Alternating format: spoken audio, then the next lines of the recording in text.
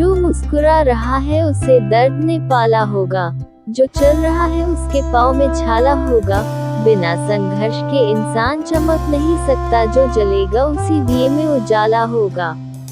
संघर्ष क्यों बचे संघर्ष से?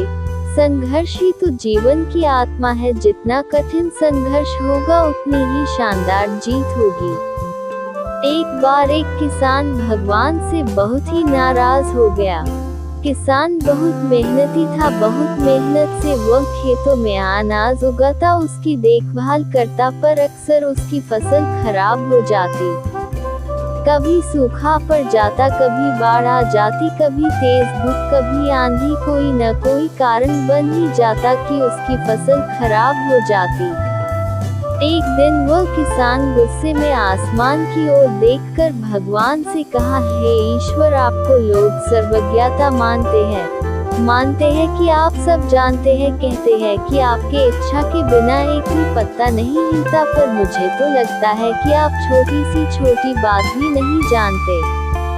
आपको तो ये भी नहीं पता कि खेती बाड़ी कैसे करते हैं। अगर आप जानते होते तो हर समय जो बाढ़, आंधी और तूफान आते हैं वो कभी नहीं आते। आप नहीं जानते कि कितना नुकसान उठाना पड़ता है हम किसानों को।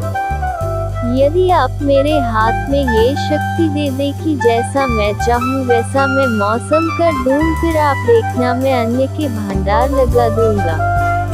भगवान इस किसान के तीखे वाक्य सुनकर मुस्कुरा रहे थे और वो किसान के सामने प्रकट होकर बोले, मैं आज से तुझे ये शक्ति देता हूँ कि तुम अपने खेतों पर तुम्हारी जैसी इच्छा ही तुम वैसा मौसम कर दोगे। मैं बिल्कुल भी दखल नहीं दूंगा, तुम्हारी इच्छा से सब कुछ होगा। किसान बहुत खुश हो गया।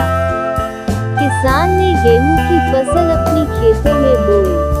जब उसे लगा कि खेतों को धूप चाहिए तो खेतों को धूप मिले, जब पानी बरसना चाहिए तभी पानी बरसा। आंधी, तूफान, बाढ़ कुछ भी उसने अपने खेतों पर आने नहीं दिया। किसान के खेत में इस वर्ष ऐसी फसल हुई जैसी कभी नहीं हुई थी।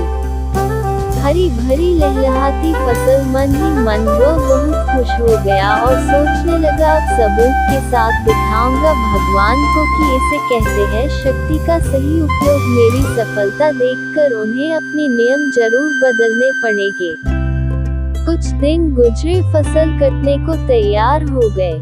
किसान बहुत उत्सुकता के साथ फसल को काटने लगा, पर जैसे ही उसकी नजर गेहूं की बालियों पर गया तो उसने अपना सिर पीट लिया और वह रोने चिल्लाने लगा। गेहूं की एक भी बाली के अंदर गेहूं का दाना नहीं था, सारी बालियां अंदर से खाली थी। किसान बहुत दुखी हो गया। उसने भगवान को रोते हुए फिर पुकारा, हे प्रभु, तुमने ये मेरे साथ क्या किया? क्या तुमने मुझे कोई सजा दी? भगवान बोले, पुत्र, ये तो होना ही था। तुमने पौधों को संघर्ष करने का मौका ही कहाँ दिया? ना तो तुमने उन्हें आंधियों से जूझने दिया, ना तेज बारिश से सहने दिया और ना ही धूप में तपने दिया। एक भी चुनौती का सामना तुमने उन्हें नहीं करने दिया, इसलिए सारे पौधे अंदर से खोखले रह गए।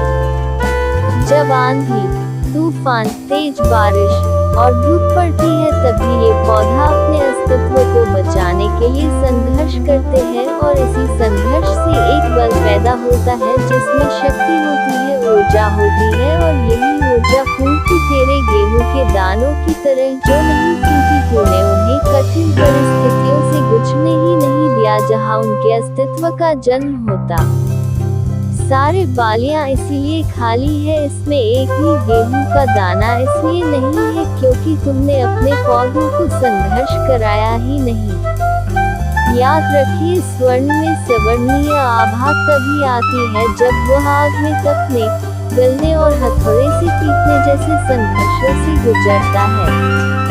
कोयले का टुकड़ा हीरा तभी बनता है जब वह उच्च दाब और उच्च ताप की मुश्किल परिस्थितियों से गुजरता है। इसी तरह यदि हमारी जिंदगी में कोई संघर्ष ही ना हो, कोई चुनौती ही ना हो, तो हम ही गेहूं की बालियों की तरह खोखले रह जाएंगे। कोई